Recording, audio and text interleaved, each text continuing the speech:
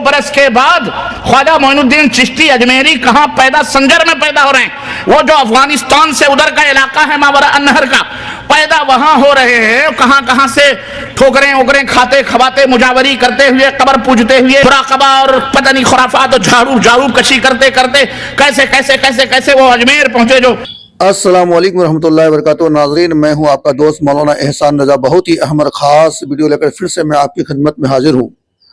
حضرت خواجہ معین الدین اجمیری رحمۃ اللہ تعالیٰ علیہ کے بارے میں ایک روایت مشہور ہے، چاہے وہ بریلی ہو یا دیوبند، یہ سارے علماء بیان کرتے ہیں کہ حضرت خواجہ معین الدین اجمیری رحمۃ اللہ تعالیٰ علیہ ہندوستان میں آ کر 90 لاکھ لوگوں کو کلمہ پڑھا دیے تھے۔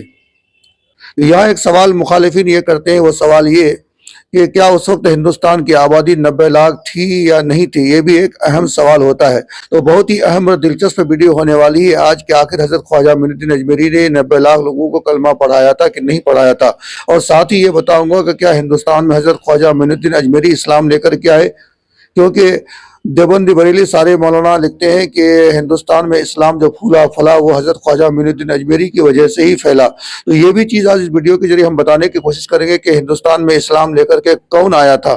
تو بہت ہی اہم دلچسپ ویڈیو ہونے والی ہے۔ تو علماء اہل حدیث اور دیگر علماء کیا بیان کرتے ہیں، چلے پہلے ان کی باتوں کو سناتے ہیں، پھر میں انشاءاللہ آگے ویڈیو میں علماء اہل سنت کا جواب بھی آپ کو سناؤں گا۔ پروفیسر آرنلڈ جو سابق پروفیسر تھا مسلم یونیورسٹی علی گڑھ کا، اس نے ایک بات کہہ دی، اس نے اپنی ایک کتاب میں ایک بات کہہ دی، اور وہ بات یہ تھی کہ خواجہ معین الدین چشتی اجمیری نے اسلام کو متعارف کروایا، اسلام کو متعارف کروایا ہندوستان میں۔ اب اس نے مستشرق عالم تھا یا نصرانی تھا اور مسلم یونیورسٹی علی گڑھ کا پروفیسر تھا، اب اس نے یہ بات کہہ دی۔ اب ہمارے ہندوستانی مولوی اس بات کو لے کے اڑ گئے، انہوں نے تحقیق ہی نہیں کی کہ آخر اجمیری صاحب آئے کب، ہندوستان پیدا کب ہوئے، مرے کب۔ اب جناب عالی بڑے بڑے حکیم الامت بھی لکھتے جا رہے ہیں، بڑے بڑے تنظیموں اور تحریکوں کے لیڈر بھی لکھتے جا رہے ہیں۔ ابو الحسن ندوی صاحب جو بہت بڑے جو ہے مولانا تھے، انتقال کر گئے، وہ بھی اپنی کتاب میں تاریخ دعوت و عزیمت میں یہی لکھ رہے ہیں کہ مشائخ چشت نے ہندوستان میں اسلام کو متعارف کروایا، استغفر اللہ۔ اور یہی نہیں بلکہ ایک بہت بڑے تحریک کے بانی مولانا مودودی صاحب ہیں، انہوں نے بھی اپنی کتاب کے اندر لکھ مارا کہ جو ہے پروفیسر آرنلڈ فرماتے ہیں کہ خواجہ معین الدین چشتی اجمیری نے اسلام کو ہندوستان۔ اب جب اتنے بڑے بڑے لیڈران دین زچ کھا سکتے ہیں، غوطہ زنی خرافات میں کر سکتے ہیں، تو لوگ جو عوام الناس ہیں بیچارے، ان کا تو مبلغ علم کیا ہے آپ خود اندازہ لگا سکتے ہیں۔ چنانچہ ہمارے برے صغیر میں مشہور ہو گیا کہ جناب علی خواجہ صاحب لائے ہیں، خواجہ صاحب دین کو لائے ہیں ہندوستان میں۔ ہند کے راجہ کون ہیں؟ بولو، ہند کے راجہ کون ہیں؟ معین الدین چشتی اجمیری لائے ہیں۔ اب صاحب دیکھو، صاحب وہی رٹ رہے ہیں کہ نہیں رٹ رہے؟ خواجہ صاحب نے 600 برس چھٹ اسلام کے 600 برس کے بعد خواجہ معین الدین چشتی اجمیری کہاں پیدا، سنجر میں پیدا ہو رہے ہیں۔ وہ جو افغانستان سے ادھر کا علاقہ ہے ماورا النہر کا، پیدا وہاں ہو رہے ہیں۔ کہاں کہاں سے ٹھوکریں اوکریں کھاتے کھواتے، مجاوری کرتے ہوئے، قبر پوجتے ہوئے، داتا گنج اجمیری کے مدار پر تین سال تک مراقبہ اور پتہ نہیں خرافات اور جھاڑو کشی کرتے کرتے کیسے کیسے کیسے کیسے وہ اجمیر پہنچے، جو راجاؤں اور ٹھاکروں کا دیش تھا جسے راجستھان کہتے ہیں، اجمیر کے۔ اور وہاں پہنچ کر کے انہوں نے اپنے 600 یعنی 600 برس تک اسلام غیر ہندوستان میں آئے نہیں۔ کسی کو یہ سوچنے کی نوبت نہیں ملی کہ محمد ابن قاسم رحمت اللہ علیہ 93 ہجری میں سندھ کے دروازے کھٹکھٹا رہے تھے اپنی 12,000 فوجوں کو لے کر، جو محدثین کی علماء ربانیین کی ٹیم تھی۔ 12,000 مجاہدین سندھ کے دروازے کو کھٹکھٹا ہی نہیں رہے تھے، بلکہ گھوڑوں کی ٹانپوں سے ملتان اور سندھ کے سرزمینوں کو سبزہ زار بنا رہے تھے، رحمت و شفقت کا جو ہے شامیانہ کر رہے تھے، اور لوگ جوخ در جوخ اسلام قبول کر رہے تھے۔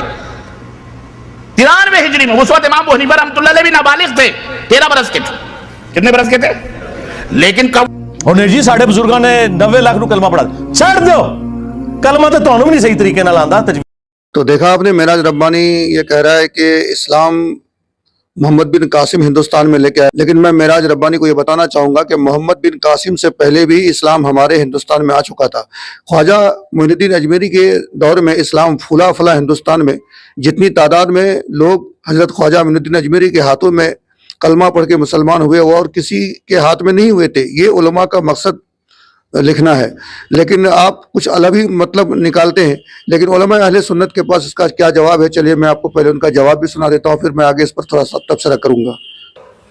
سرکار غریب نواز کہاں کے؟ آپ ایمانداری سے بولیے۔ سرکار غریب نواز ہے، آپ کی ولادت ہے ایران کی اور آپ رہتے تھے عراق میں۔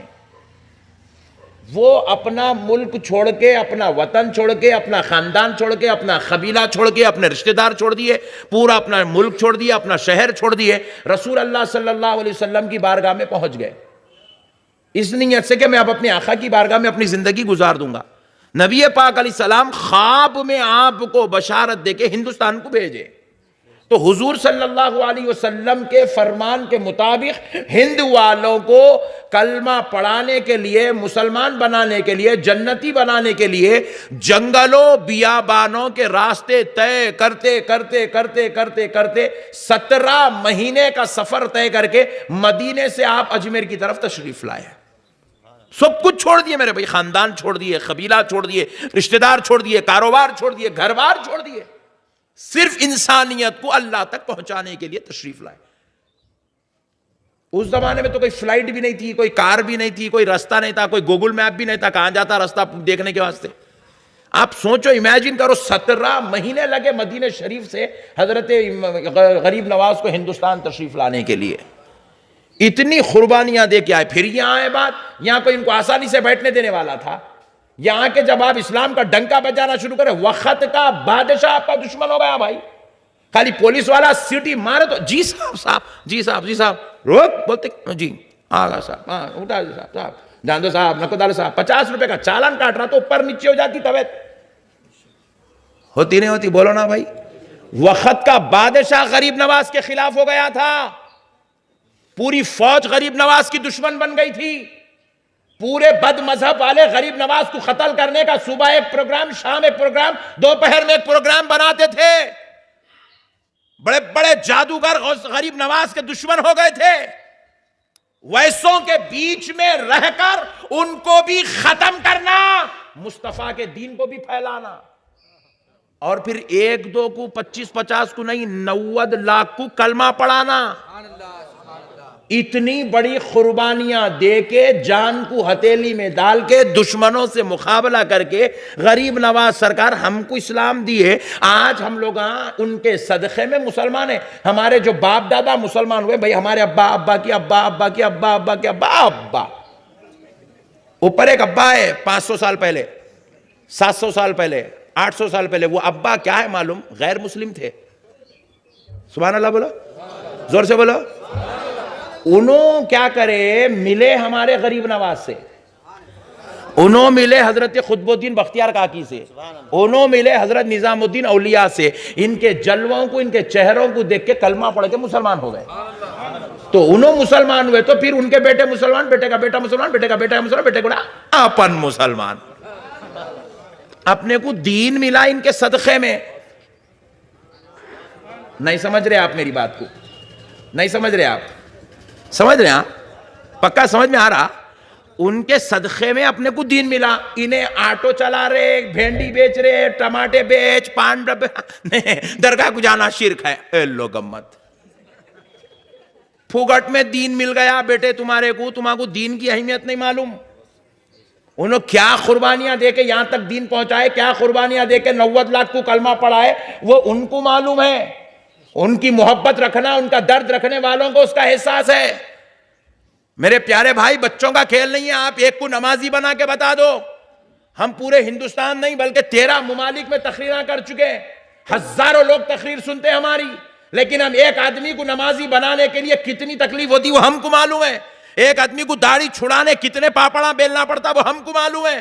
ایک آدمی کو باطہارت رکھنے کے واسطے کیا کیا کوششیں کرنا پڑتا، کیسا خوف خدا بتانا پڑتا، کیسا جہنم کی سیر کرانا پڑتا، کیسے جنت کے مزے یاد دلانا پڑتا۔ تقریریں کرتے کرتے ہم کو اندازہ ہے اس کے باوجود بھی کون آدمی ایکسپٹ کرتا کون نہیں کرتا وہ اللہ کو معلوم, آدمی کو معلوم.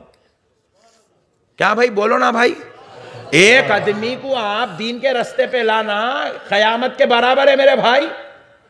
میرے غریب نواز ایک دو کو نہیں 90 لاکھ کو ادھر سے نکال کے ادھر بٹھا دیے, ادھر سے ادھر لے کے آئے. 90 لاکھ. آپ ذرا غور کیجئے کیا کیا مصائب و آلام, کیا کیا پریشانیاں, کیا کیا تنگیاں, کیا کیا سختیوں سے حضرت غریب نواز کو گزرنا پڑا ہوگا.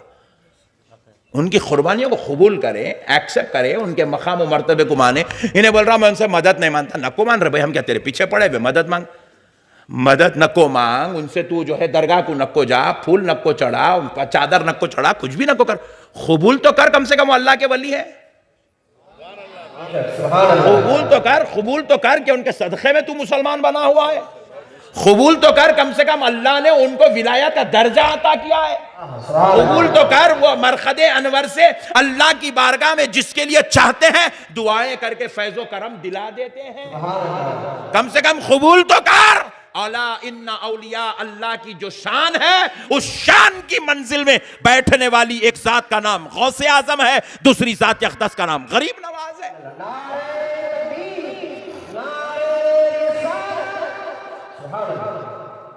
ایکسپٹ کرنے کو تیار ہے, مانتا ہی نہیں. میں درگاہ شرک ہے بول دے رہا, ایک بے وقوف بول دے رہا کہ جو ہے درگاہ جو ہے مورتیاں دو ہوتی ہے, ایک مندر میں ٹھڑی ہوئی ہے, ایک جو ہے درگاہ میں لیٹی ہوئی ہے. کہتے ہیں نعوذ باللہ من ذالک. مندروں سے تعبیر کر رہے ہیں اتنے بڑے بزرگوں کو, اتنے بڑے بڑے اولیاء اللہ کے ساتھ اتنی بد کلامی. یہ کون سی انسانیت ہے, یہ کہاں کی اخلاق ہے, یہ کون سا دین لے کر آ رہے ہیں. نعوذ باللہ من ذالک. اللہ ہو کر ان کی تعریفیں قرآن میں بیان کر رہا ہے اور یہ بندہ ہو کے ان کو مندروں سے پیش کر رہا ہے. نعوذ باللہ من ذالک. یہ تو ضلالت کی تو حد ہے میرے بھائی. اور میں تو بارہا کہتا ہوں کہ جو لوگ یہ کہتے ہیں کہ 90 لاکھ لوگوں کو کلمہ پڑھایا, یہ غریب نواز کے ساتھ ناانصافی ہے. یہ غریب نواز کے ساتھ ناانصافی ہے, اس لیے کہ 90 لاکھ تو اس وقت پڑھائے جب زمین کے اوپر تھے.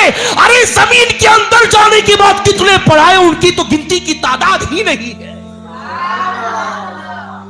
ایسی کئی روایت واقعات موجود ہے. غریب نواز نے اپنی قبر میں رہ کر بھی لوگوں کو کلمہ پڑھایا ہے.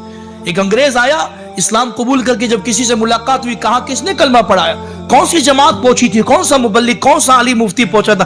کہا نہیں میرے پاس تو کوئی نہیں پہنچا. کلمہ کس نے پڑھا؟ کہا کہ مجھے کلمہ تو غریب نواز کی مزار نے پڑھایا. کہا کیسے؟